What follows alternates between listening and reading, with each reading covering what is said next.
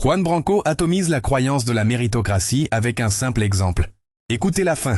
À l'académie, ils m'ont proposé un poste à Thiers, de prof de SES. Et je me retrouve face à 5 classes de seconde et une classe de terminale, donc genre 200 élèves du jour au lendemain. Vraiment, l'entretien durait 15 minutes et ça faisait 2 mois qu'ils avaient pas de cours. On entendait les mouches voler, hein, ils étaient paniqués. J'ai fait de la socio avec eux. Et donc j'ai ressorti Bourdieu et compagnie qui travaillent sur les questions de méritocratie, d'école et ainsi de suite. J'ai retrouvé les stats.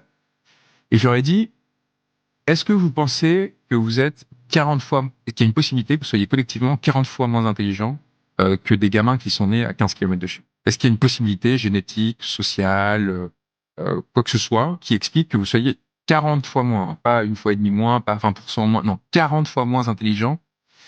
Et il répondait pas. Je dis, bah, vous avez 40 fois moins de chances de rentrer dans une grande école ou de réussir à avoir un diplôme que les gamins qui sont scolarisés dans le 5e arrondissement. Et je leur montre les chiffres, et il y en a qui me croyaient pas. C'est-à-dire qu'en fait, c'était tellement violent de se rendre compte à quel point ce système est discriminatoire, pas du tout méritocratique, et dès le début pipé. C'est-à-dire qu'en fait, les bourgeois sont en concurrence avec les bourgeois pour avoir les meilleures écoles, et le reste de la population, elle est laissée dans sa en gros. Et en fait, on en sauve quelques-uns de temps en temps pour maintenir l'apparence. Et parce que si vous défoncez, vous allez peut-être réussir vraiment avec 40 000 facteurs de hasard. Et comme il y a 300 000 personnes chaque année qui passent le bac, bah, vous en aurez toujours quelques centaines qui vont déjouer les statistiques. Mais statistiquement, ça va rester écrasant, en fait. Et donc, il y avait cet écart qui était tellement sidérant qui faisait que quelques mois plus tard, je me retrouve au dîner d'anniversaire des 18 ans du petit frère d'un ami qui était Henri IV et qui me dit qu'il venait d'avoir le bac.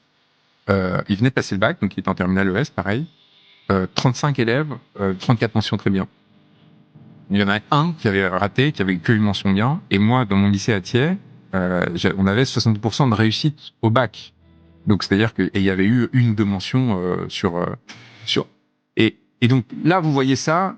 Et vous voyez les gamins, les gamins, enfin, c'est pas parce que vous habitez à Thiers que vous êtes un triso et que vous habitez dans le 5e arrondissement que vous êtes un génie. Enfin, personne n'y croit à cette histoire, quoi. Et pourtant, on va tout faire pour vous faire avaler ça. Et face à ça, en fait, il faut tout simplement se rebeller. En fait, il faut refuser et il faut déconstruire le mythe.